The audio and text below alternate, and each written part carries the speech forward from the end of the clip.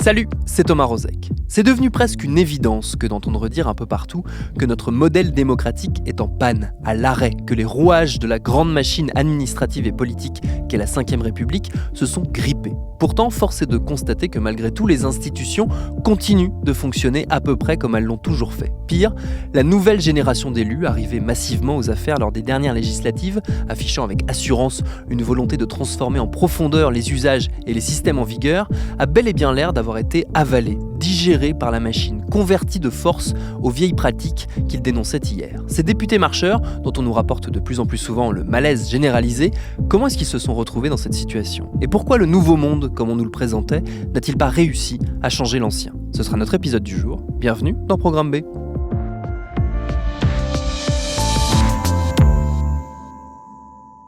Pour comprendre, je suis allé faire un tour à l'Assemblée nationale. J'y suis pas allé tout seul, je me suis fait guider par quelqu'un qui connaît bien l'institution, ma consoeur Éléonore Paillereau, journaliste politique à LCI et TF1, chargée de suivre le Parlement et témoin privilégié de la résistance des anciennes pratiques. Bienvenue à l'Assemblée. Là, c'est l'hôtel de la Seine, donc c'est les appartements du président de l'Assemblée nationale. Ouais. Donc toute cette partie-là, c'est vraiment le royaume du président de l'Assemblée nationale, Richard Ferrand. On va passer d'abord salle des pas perdus, la salle des 4 colonnes qui se succèdent. Ouais. La salle des pas perdus, c'est vraiment une zone de passage. C'est ici, en fait, quand il y a une séance présidée par Richard Ferrand, ou par l'un des autres vice-présidents de l'Assemblée nationale. Toute la garde républicaine qui se met là, avec les tambours, les sabres, et le président qui marche par là pour rejoindre la salle de séance, juste ici. Ils ont les sabres, en fait, c'est historiquement pour ne pas que quelqu'un puisse empêcher le président de l'Assemblée nationale d'aller siéger. C'est un héritage de post-révolution française, pour être sûr que les députés puissent siéger sans interruption. Et ici, la salle des 4 colonnes, c'est la zone de passage des députés pour aller aux questions d'actualité au gouvernement ou pour aller en séance tout simplement. Donc c'est ici qu'on tend nos micros, donc les 4 colonnes. C'est ici souvent qu'on voit les réactions, les petites phrases. C'est ici que se précipitent des fois les députés pour venir réagir. Absolument. Ouais. C'est ici que parfois quand il y a des séances un petit peu agitées, parce que l'hémicycle est juste là derrière, et donc parfois ils sortent de l'hémicycle pour venir tout de suite à la presse faire une réaction. Il y a une sortie aussi là-bas, donc quand ils veulent vraiment nous éviter, quand il y a des réunions un petit peu tendues, ils peuvent très bien ne pas passer par ici. C'était le cas notamment la réunion de groupe de mardi dernier qui était particulièrement tendue avec les députés de la majorité, le Premier ministre. Et là effectivement on les voyait juste se frayer un chemin pour rejoindre leur réunion sans pour autant passer par nous. Et puis on peut monter en tribune, comme ça tu verras l'hémicycle.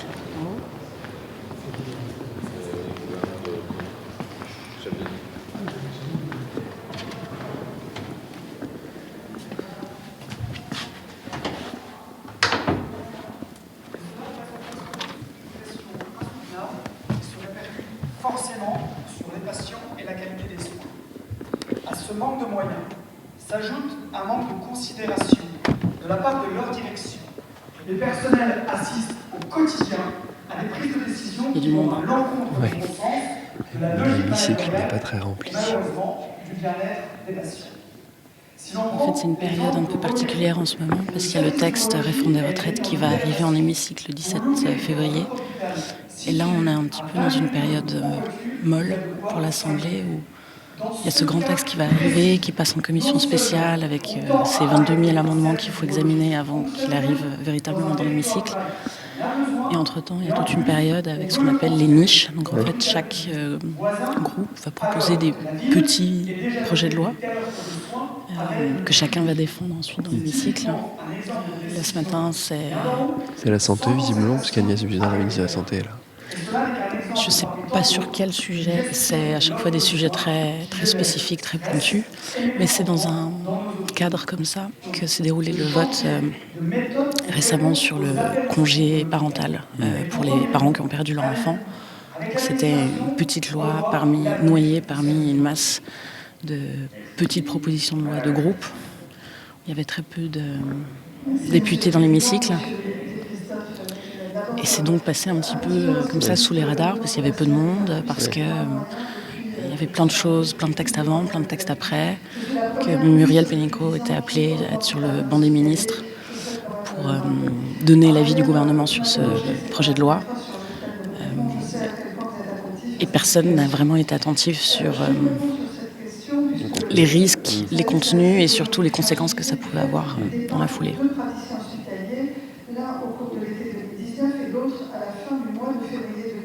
On va sortir. On va boire un café.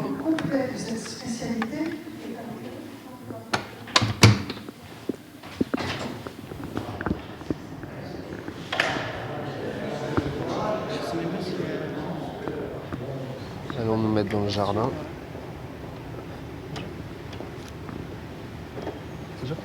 Vous allez où par ici? On va s'asseoir sur un banc. Ah d'accord, Ouais. je croyais que vous vouliez sortir. Ah non, pas du tout. Vous sortir par l'autre côté. Oui, ça marche. C'est bien. Non. Ah non, vous ne pouvez pas sortir par là tout le temps quand vous avez ce genre de bague. Si vous le faites, c'est que vous le faites en dépit du règlement et qu'on n'est pas assez réactif pour vous l'interdire. Pour sortir en fait par l'endroit où vous êtes rentré quasiment, donc par le Quai d'Orsay. Mais si vous voulez rester, il n'y a aucun souci. Ouais, on va juste Il fait là. un peu frais, ceci dit. Ouais, mais c'est pas désagréable. C'est vivifiant. Oh là là. Le Sénat, c'est pire encore en termes En termes de règlement. de règlement. On l'a vu, Éléonore, c'est beaucoup de règles, d'apparats, de rituels. L'Assemblée, ça me fait me dire, ça me conforte dans l'idée que finalement le nouveau monde n'a pas beaucoup changé l'ancien, que ça ressemble beaucoup à ce qu'a dû être la Ve République un peu tout au long de son histoire. Tant que l'institution n'a pas changé, les règles sont toujours les mêmes, les règles sont toujours respectées. D'ailleurs, c'est l'une des grandes volontés affichées par Emmanuel Macron, c'est de faire une grande réforme institutionnelle, réduire le nombre de députés, réduire le nombre de sénateurs pour pouvoir aller plus vite, pouvoir être plus efficace, donc un petit peu bouleverser tout ça. La grande difficulté qu'il va avoir s'il veut vraiment mener cette réforme institutionnelle avant la fin de son quinquennat, c'est les sénateurs qui sont en majorité républicains qui vont bloquer cette réforme parce que n'ont pas du tout envie déjà qu'ils ont moins de pouvoir que les députés, ils veulent pas du tout en perdre davantage. Ouais. Quand les tout premiers marcheurs sont arrivés à l'Assemblée, tous les journalistes politiques se sont dit ok, ça va être hyper différent.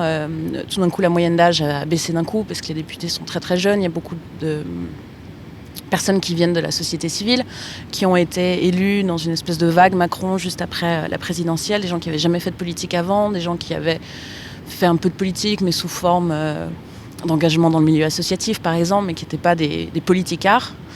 Et puis finalement on se rend compte, là on est à mi-mandat, que les vieilles règles restent, et qu'il y a eu beaucoup de déçus, personnes qui venaient de la société civile qui finalement n'ont pas vraiment fait leur trou, que les jeunes députés qui voulaient aller vite, et ben finalement, c'est pas aussi rapide qu'ils ne l'espéraient. Ils se heurtent à beaucoup de choses et donc ça reste assez peu surprenant par rapport à ce qu'on a vu sous le mandat de François Hollande ou celui de Nicolas Sarkozy. Ce qui frappe en ce moment, c'est la difficulté des rapports entre la majorité, donc entre les députés de La République En Marche et le gouvernement. Ça s'est notamment senti tout récemment, tu l'as évoqué tout à l'heure quand on se baladait, autour d'un texte et d'une réunion qui a suivi sur le congé parental pour les parents dont l'enfant malheureusement est décédé, où la majorité a retoqué une proposition qui visait à allonger ce congé. Et ça a été très mal perçu par l'opinion. Et derrière, en fait, le rétropédalage du gouvernement a, lui, été très mal perçu par le groupe. C'est vrai que ça fait quelque temps qu'il y a une sorte de crispation entre les députés de La République En Marche et le gouvernement. Il y a plusieurs raisons à ça. La première, c'est que la plupart des députés En Marche, ils sont sur la ligne Emmanuel Macron. Or, le gouvernement, c'est pas Emmanuel Macron. Le gouvernement, c'est Édouard Philippe, qui est quelqu'un qui est issu de la droite. Plusieurs des ministres sont issus de la droite également. Et donc, il y a un peu des crispations entre l'un et l'autre. Et il y a aussi ce côté où le gouvernement propose des lois et ensuite veut que la majorité, que la République En Marche acceptent sans tant réfléchir que ça. Et finalement, il y a beaucoup de députés marcheurs maintenant qui se disent « mais en fait, ce texte, je suis pas d'accord, je vais pas voter pour parce que le gouvernement a donné un avis favorable ou un avis défavorable, je suis la ligne du gouvernement. J'ai envie d'exister par ma propre personne, j'ai envie de me faire... de voter dans mon âme et conscience. » Et c'est notamment pour ça qu'il y a eu ce clash récemment sur cette proposition de loi de l'UDI sur le congé de deuil parental. C'est un petit texte qui était passé sous les radars. Dans les coulisses de ça, plusieurs députés me disaient, même une ministre me disait que ils ne l'avaient pas vu venir en fait. C'est que c'était noyé, c'était un texte qui était noyé parmi plein de propositions et que personne n'avait eu le temps vraiment d'identifier, de lire, de regarder, de prendre conscience de l'impact que ça avait. Et en le lisant en diagonale, finalement, le gouvernement a juste dit avis défavorable. Et les quelques députés En Marche qui étaient dans l'hémicycle à ce moment-là, il y avait une trentaine, donc c'est pas énorme sur un groupe de 300, ont juste fait comme d'habitude, c'est-à-dire suivre les consignes du gouvernement, même si les dents crissaient un petit peu juste avant le vote, ils ont retoqué et c'est un peu passé comme ça, inaperçu, sauf que c'est sorti et ils se sont pris un contre-coup massif de l'opinion publique, des médias, et c'était vraiment l'incarnation en fait de quelque chose qui bruisse en coulisses depuis déjà de nombreux mois. C'est marre de suivre les consignes du gouvernement aveuglément. Et donc il y a une réunion de groupe, comme il y en a chaque semaine, quelques jours après ce vote. Et ce qui s'est dit en réunion de groupe, c'est une immense colère contre le gouvernement qui essaye de maîtriser sa majorité, qui essaye de les garder mains et pieds liés. Sauf que finalement, à la fin, ce sont les députés qui sont critiqués, qui sont pointés du doigt à la fois par les citoyens, mais aussi par la presse. Ce matin, les députés marcheurs se sont donc retrouvés autour du Premier ministre et de la ministre du Travail. Réunion de groupe dans une ambiance tendue. Oui, un long moment de catharsis. Voilà comment un participant me décrit l'ambiance à l'intérieur de la salle. Près de 2 heures pour tenter de crever l'abcès. Le mot colère revient beaucoup dans la trentaine d'interventions. Et une colère aussi, et c'est plus rare, parmi les députés les plus loyaux qui ont eu le sentiment que le gouvernement les a lâchés en rase campagne face à la polémique. À l'image de la très fidèle Aurore Berger, personne dans l'exécutif ne peut traiter les députés de cons, a-t-elle dit, en référence à des propos relayés dans la presse. L'appel d'Emmanuel Macron à l'humanité ce week-end aussi est mal passé. Ça me touche dans mon honneur, a dit un député, la voix tremblante. Ce qui explique aussi ces crispations, ces tensions, le délitement du groupe et le fait que les départs se multiplient au sein du groupe. Est-ce que ça menace la potentielle majorité du groupe à l'Assemblée ? Ils sont nettement plus nombreux que tous les autres groupes. Les Républicains, ils sont un peu plus d'une centaine. C'est l'autre grand groupe. Tous les autres groupes sont nettement moins nombreux. La République En Marche, ils sont encore plus de 300 maintenant. Donc, ils vont pas perdre leur majorité, à moins d'avoir énormément de départs. Et ça, j'y crois pas beaucoup. En revanche, il n'est pas exclu qu'ils perdent la majorité absolue. Et ça, c'est plus problématique parce que s'il y a un projet de loi qui fait consensus contre lui, c'est le cas par exemple de la réforme des retraites, si le groupe La République En Marche perd sa majorité absolue et qu'en plus il y ait des votes un petit peu des votes de frondeurs un petit peu au sein du groupe, eh bien le texte risque de ne pas être accepté. Petite parenthèse sur cette expression qui revient dans l'actu, les frondeurs, car c'est bien un terme de l'ancien temps, en tout cas de l'ancienne majorité, puisqu'on l'a surtout entendu au sujet d'une cinquantaine de députés de gauche sous François Hollande, des députés censés être du même bord politique que lui, mais qui dans les faits s'opposaient à lui et à son gouvernement, à tel point que pour faire passer ses mesures les plus polémiques, comme la loi travail, il a fallu avoir recours au désormais célèbre article 49.3 de la Constitution qui permet de forcer l'adoption d'un texte par le Parlement, les frondeurs à qui on impute chez les éléphants socialistes l'échec de Hollande et le délitement de la gauche socio-démocrate carrément. Alors va-t-on assister à la même chose chez les marcheurs ? Impossible de le savoir évidemment, mais les départs au sein du groupe, on l'a dit, se multiplient. Il y a eu pas mal de départs ces derniers temps. Ils en ont perdu à peu près une quinzaine depuis l'élection, depuis les dernières législatives de 2017. Certains disent que c'est normal, comme il y avait beaucoup de novices, c'est normal de perdre des membres de son groupe. Dans les faits, c'est quand même vraiment révélateur d'un malaise. Beaucoup de députés qui ont le sentiment de ne pas être écoutés, qui ont le sentiment de ne pas être libres, et qui claquent la porte, qui quittent le parti, et qui parfois même quittent le groupe, soit pour rester non inscrit, soit pour rejoindre d'autres groupes. Chaque semaine, désormais, un député de la majorité claque la porte. Ça commence à chiffrer. Lundi, c'était Annie Chapelier, élue du Nord, qui est partie, et c'est déjà la 13e en même pas 3 ans à faire ce qu'on appelle désormais une en marche arrière. Elle avait participé à la campagne d'Emmanuel Macron, mais la députée Frédérique Dumas ne se reconnaît plus dans le groupe La République En Marche, qu'elle quitte tout en pointant les dysfonctionnements de la majorité. Le député Mathieu Orphelin, proche de Nicolas Hulot, quitte le groupe La République En Marche à l'Assemblée. On la savait entrer en dissidence, la voici désormais en rupture. Frédéric Lardet ne paie plus ses cotisations à La République En Marche, son parti, un signe de divorce à plus ou moins long terme. Entre LREM et sa députée, les relations se sont tendues il y a quelques semaines. Rien qu'en Haute-Savoie, Frédéric Lardet est la 2e parlementaire à prendre ses distances. Ce qui frappe dans tout ça, dans tout ce qu'on s'est dit là, c'est que finalement, l'ambition réformatrice portée par Emmanuel Macron, en tout cas dans le discours, n'a pas trouvé la voie médiane entre, on va dire, la fronde façon Hollande versus le Parti Socialiste, ou les députés godillots, comme on pouvait le voir au bon vieux temps de la 4ème République. Donc on est finalement dans un référentiel qui n'est pas très moderne, et tout ça a l'air très daté quelque part. C'est sans doute la grande déception à la fois d'Emmanuel Macron et des députés En Marche, c'est pas avoir réussi à insuffler quelque chose de neuf. Et les députés godillots, c'est un petit peu la critique que tout le monde leur fait aux députés marcheurs depuis leur arrivée, c'est qu'ils suivent bêtement les consignes, ils votent tous comme un seul homme, on dit que ce sont des bons petits soldats. Des Playmobil. Des Playmobil aussi. Enfin, il y a beaucoup de critiques qui ont été faites à leur encontre. C'est la première fois que je vois un Playmobil faire une pirouette. Parce que vos éléments de langage... Vous parlez de qui là? C'est moi que vous traitez de Playmobil? Attendez, osez... C'est moi que vous traitez de Playmobil? C'est incroyable. Alors on n'est pas encore au stade de frondeur, malgré les départs, malgré les divergences au sein du groupe.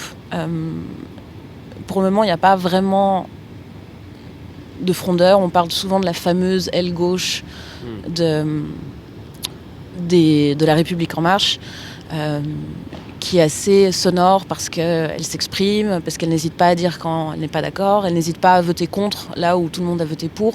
C'était le cas par exemple sur les textes sur le glyphosate, sur le CETA, sur la loi Asile et Immigration, sur plusieurs textes plus parfois un peu sociétaux, où effectivement il y a eu des votes contre, alors qu'à leur arrivée en 2017 ici à l'Assemblée nationale, il y avait 100% de votes pour venant du groupe La République En Marche. La loi anti-casseurs était adoptée en première lecture à l'Assemblée. 387 voix pour, 92 contre et 74 abstentions, dont 50 dans les rangs de La République En Marche, ce qui est un record. Oui, au vote du CETA, ce fameux traité de libre-échange entre l'Union européenne et le Canada. À l'arrivée, 266 voix pour, 213 contre. Ça veut dire qu'il y a pas mal d'abstentions, voire des votes contre du côté de la majorité. Jean-Rémy. Oui, on est sur des niveaux inédits en Macronie. 52 abstentions et surtout 9 contre parmi les marcheurs. Il y a un élément qui se rajoute à tout ça, qui est le fait que beaucoup de ces députés, on l'a dit, ils étaient fraîchement arrivés, ils ne viennent pas du monde de la politique. Et ils découvrent aussi les relations avec leurs électeurs, et que beaucoup d'échos se font, beaucoup de députés témoignent des difficultés qu'ils ont et des reproches qu'on leur fait, et du rapport très crispé, tendu, voire même violent, qu'ils ont avec leurs électeurs lorsqu'ils vont dans leur circonscription et tout ça. J'imagine que là aussi, le Nouveau Monde s'est heurté à une réalité qu'il n'avait pas forcément totalement intégrée. Le lien entre le groupe et Emmanuel Macron étant tellement fort parce que c'est un parti extrêmement jeune. Par exemple, sous Sarkozy ou sous Hollande, les gens arrivaient à faire la distinction entre le parti, les députés du parti, et le gouvernement ou le chef de l'État. Là, il y a un côté assez incestueux d'une certaine manière, où tout est tellement lié, un petit peu comme si les députés étaient aux ordres du président de la République. C'est un petit peu le sentiment que beaucoup de Français ont.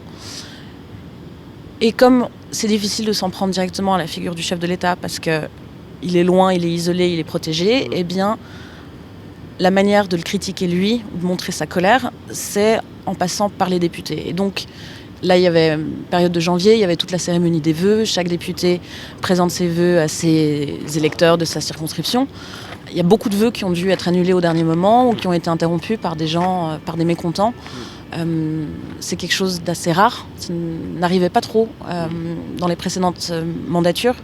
Mais c'est dû au climat social ambiant, avec la crise des Gilets jaunes, avec une grande défiance à l'égard des politiques en général. Et les députés, ils sont en première ligne parce qu'ils sont sur leur circonscription, puisqu'ils sont plus accessibles, et ils sont très nombreux.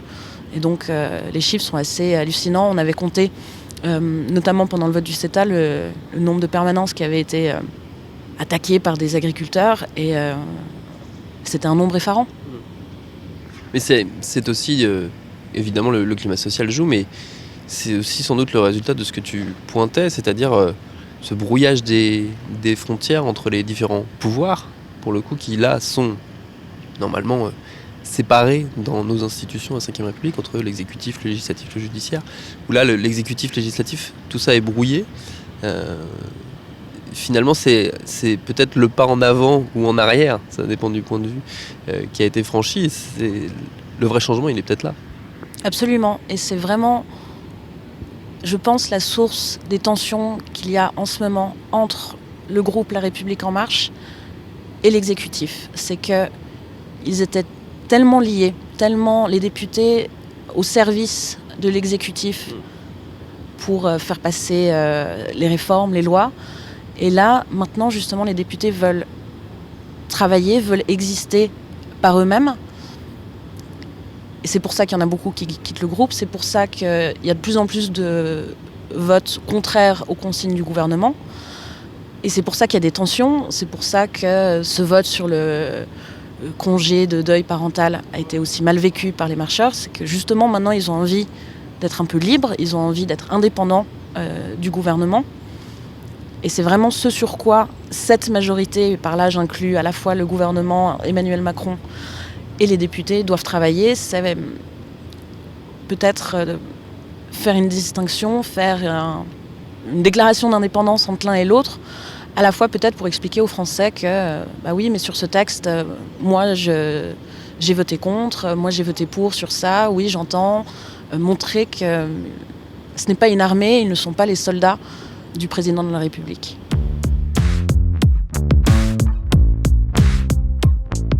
Par ailleurs, pas sûr que l'examen qui s'annonce houleux et chaotique du projet de réforme des retraites à l'Assemblée ne favorise cette remise en avant de la séparation des pouvoirs. Pas sûr non plus que la volonté affichée du gouvernement d'aller très vite sur ce même dossier ne la favorise aussi. Merci à Eleonore Pairo pour ses réponses. Programme B, c'est un podcast de Binge Audio préparé par Lauren Bess, réalisé par Adèle Itel El Madani.